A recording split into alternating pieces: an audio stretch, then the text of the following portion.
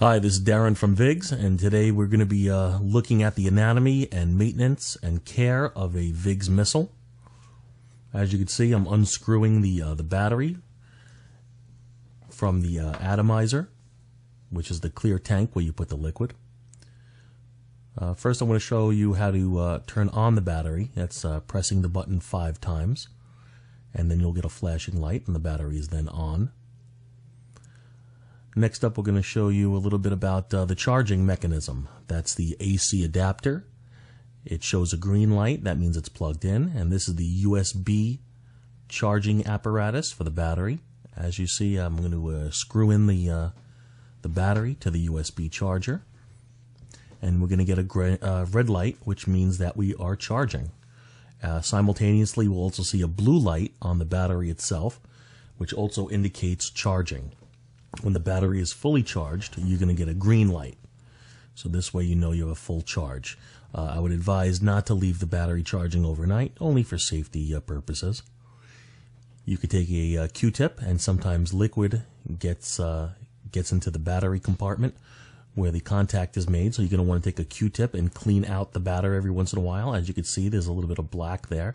You want to go around the inside and the outside of the connection, just to make sure that your battery is nice and clean. Okay, next up, if you want, you could take your tank, which is also called an atomizer. What I'm doing is I'm unscrewing the mouthpiece. Okay, and as you can see, I'm going to point out here some gaskets. There's a gasket on the mouthpiece itself, and then there's also a gasket on the inside of the tank. Okay, you want those to be in perfect working order and in the right spot in order to make the proper seal while you're vaping and smoking your missile. I'm taking the Q-tip and cleaning the inside and out. This is just basic maintenance stuff for your Vigs missile to work properly and to make the proper seal in order for you to get the proper amount of smoke. This way there's no leakage or anything like that. Next up, I'm going to take my niquid liquid and I'm shaking it, okay? You always want to shake the liquid before you begin to fill up the tank, okay? I'm going to hold the tank on a 45-degree angle, and as you can see, the liquid is slowly filling the tank unit and going down the side wall of the tank. You do not want to overfill the tank because liquid will get into the heating element, and that will create a different kind of vaping experience where it might have a little burnt flavor or so on and so forth. So as soon as you're done filling the tank with liquid, you replace the mouthpiece. You want to turn the atomizer to make sure that the wick inside gets nice and wet. You want to clean the inside of the atomizer to make sure that the connection doesn't have any liquid or anything in it, and then screw it back onto the battery. As you can see, that Vigs missile is ready to use. Also, do not press the battery for any lengthy period of time because the atomizer could get very hot because there is a heating element in there.